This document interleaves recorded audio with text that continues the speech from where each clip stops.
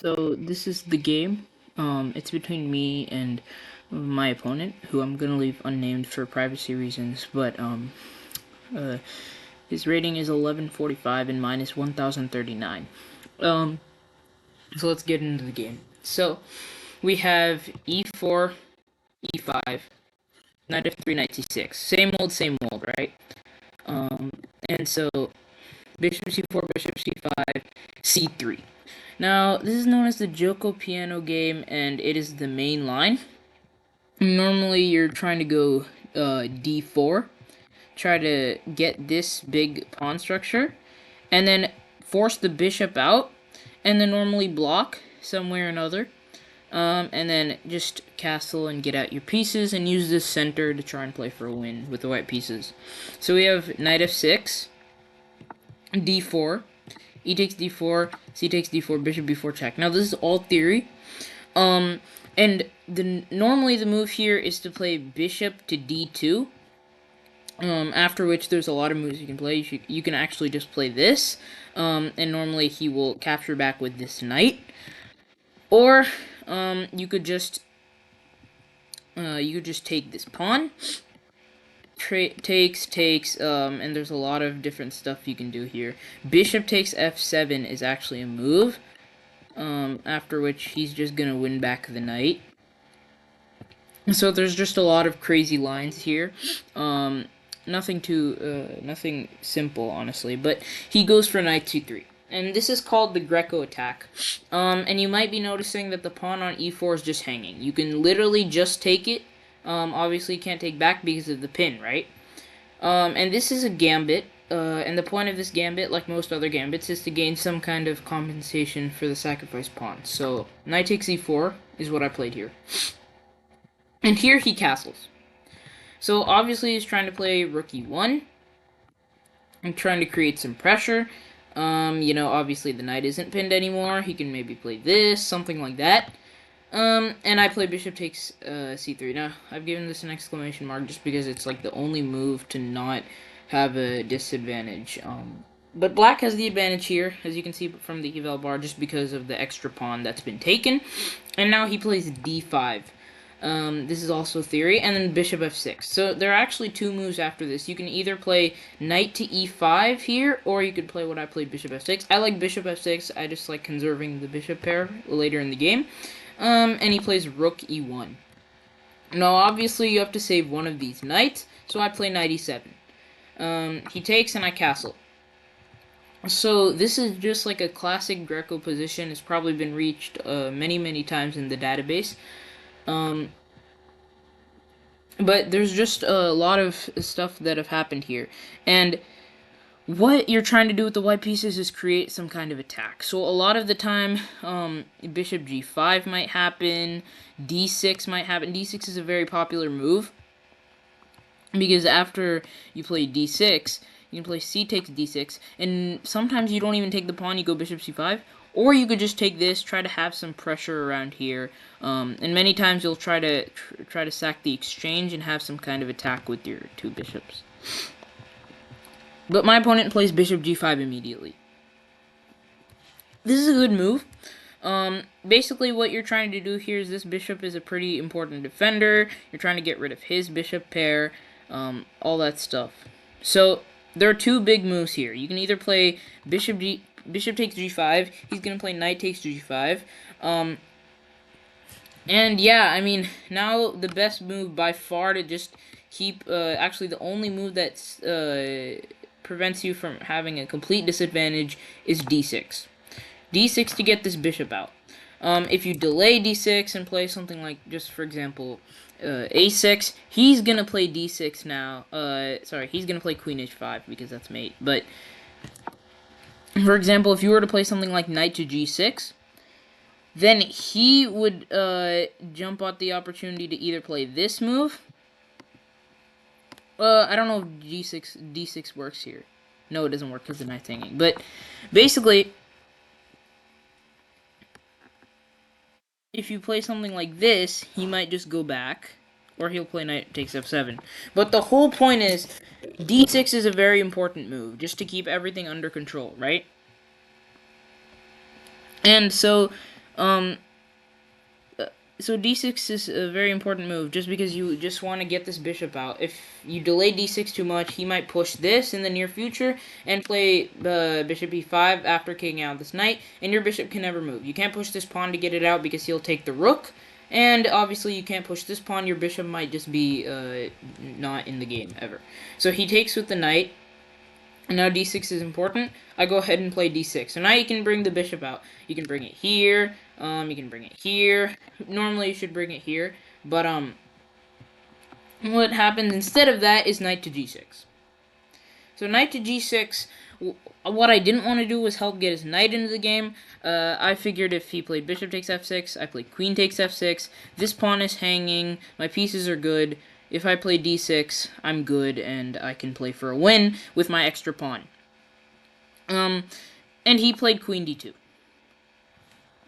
Now, queen d2, it says kind of an inaccuracy, just because you want to centralize this queen, get it more active. This is kind of a slow move, but here I play d6 and get my bishop out. And now, black is slightly better, just because of this extra pawn.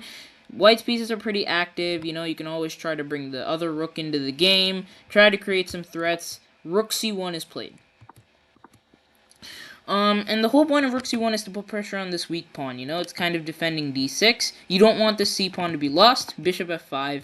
I just play connecting the rooks, attacking the e4 rook. He plays rook e1. I play rook fe8. Now, in this kind of position, you don't want to be the person who takes. I like to call this like a staring contest between the two rooks. Because if one person takes, then the other person gets the open file, right? So you just have to keep the pressure like that. But he does play rook e8.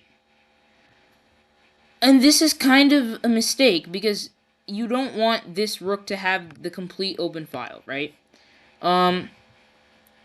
And he plays rook takes e8. I play rook takes e8. Instead, you could play bishop f1, rook e1, rook e1. Still slightly better for black, but it's one of the better options for white. You can just try to play. You can keep playing on. It's not the end of the world. But now we reach this position, where all of a sudden you don't see any kind of attacking prospect for white. I mean, this knight basically just cannot move towards the king. This queen is just like completely, you can't go anywhere close.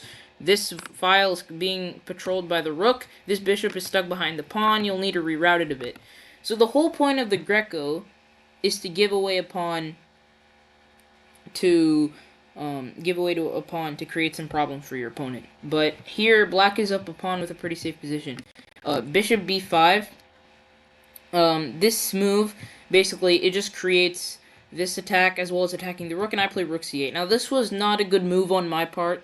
It's very passive. I should have played rook e7.